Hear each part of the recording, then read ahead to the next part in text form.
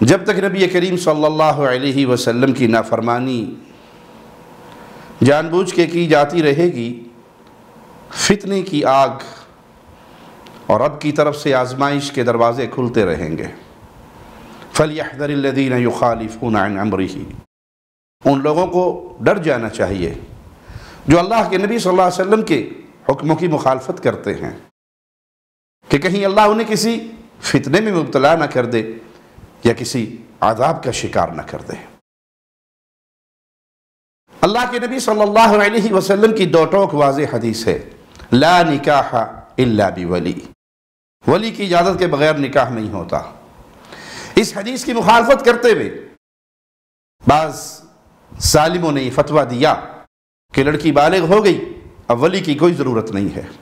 جس باپ نے اس کو پالا پوسا، جوان کیا، اس کے ناز نخرے اٹھائے، اور جب یہ 16 17 18 سال کی ہو گئی تو کوئی ایک شکاری آیا اور اس کو چکنی چپڑی باتوں میں اپنے ساتھ لگایا، عشق مشوقی کا راستہ دکھایا، بے حیائی کی دہلیز پار کروائی، ماں باپ کی عزت کی اور ان کی پگڑیوں کو اچھالا اور اس کو لے کے چلتا بنا۔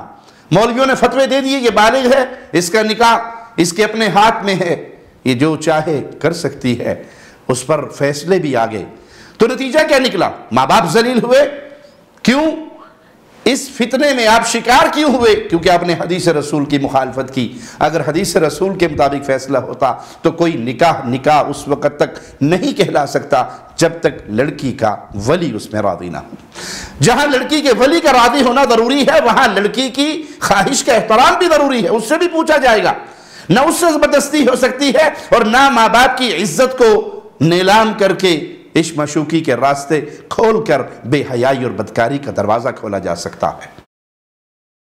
لیکن برا ہو ان بے دین لبرلز کا کہ اگر یہ ماجرا کہیں کسی دیندار گھرانے میں ہو، اللہ نہ کرے کسی داڑھی والے کی بیٹی بھاگے، تو یہ ساری اس کے ساتھ ہوں گی اور اس کی حفاظت کی جائے گی، دستک میں ان کو رہائش دی جائے گی، کینیڈا بھگانے کا مکمل انتظام کیا جائے گا، آسمہ جہانگیر اس کے پس پش پہ کھڑی ہوئی نظر آئے گی۔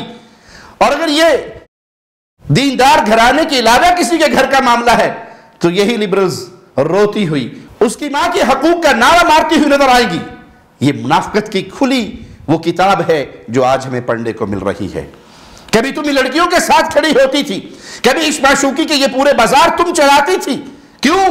کہ وہ کسی دیندار گھرانے کی بچی بھاگی تھی، اور آج تم اس بھاگنے والی دعا کی ماں کے لیے رو رہی ہو، اس لیے کہ یہ کسی مولوی کی بیٹی نہیں ہے۔ تو پیارے بھائیو، جب تک اس معاشرے کے اندر رسول اللہ صلی اللہ علیہ وسلم کی احادیث پر عمل نہیں ہوگا، اس کے مطابق فیصلے نہیں ہوں گے، جج فیصلہ کرنے سے پہلے حدیث رسول کی طرف نہیں لوٹے گا، مولوی فتویٰ دینے سے پہلے حدیث رسول کی طرف نہیں آئے گا، حدیث کی مخالفت میں فتوے دیے جائیں گے اور حدیث کی مخالفت میں فیصلے سنائے جائیں گے، تو عزتیں نیلام ہوتی رہے گی، پگڑیاں اچھلتی رہیں گی۔ ماں باپ جنہوں نے 16 18 سال اپنے سینے سے اپنی بچی کو لگا کے رکھا، چند لمحے کے اندر شیطان اس کو اس راستے پر چلائے گا کہ وہ ماں کی محبت کو بھول جائے گی، باپ کی محبت کو بھول جائے گی، اور اس شیطان نما عاشق کی محبت میں گرفتار ہوگی، جو بھلے چند سالوں کے بعد چاہے اسے کسی چکلے کے حوالے کر دے یا کہیں بیچ چوراہے کے چھوڑ کے بھاگ جائے۔ جب عشق کا بھوت اترتا ہے تو نتیجے ایسے ہی نظر آتے ہیں جس کی گواہ ہماری تاریخ کے اندر بہت سارے قصے موجود ہیں۔ اور یہیں پر میں اپنے ان بھائیوں سے بھی درخواست کروں گا جنہوں نے اپنے گھر کی دیواریں تو اونچی کی ہیں لیکن اپنی بیٹیوں اور اپنے بچوں کی دینی تربیت نہیں کی، اور ان کے ہاتھ کے اندر موبائل اور انٹرنیٹ کا فتنہ تھمایا ہوا ہے، وہ جو چاہیں جب چاہیں جس سے چاہیں جہاں چاہیں باتیں کریں، ساری ساری رات بستروں میں اپنے موبائل کے ساتھ اپنے یاروں دوستوں کے ساتھ گپیں ہانکتے ہوئے گزار دیں۔ نہ باپ کو تمیز ہے کہ میں چیک کروں میری بیٹی کسے کال کر رہی ہے، نہ ماں کو تمیز ہے کہ رات 2 بجے میری بیٹی کیوں آن لائن ہے۔ جب اس طرح معاشرے کو بے دینی کی طرف لے جاؤ گے تو نتیجہ یہی نکلے گا۔ ہر لمحہ قرآن اور سنت کا ترجمان، فضیلت الشیخ توصیف الرحمان۔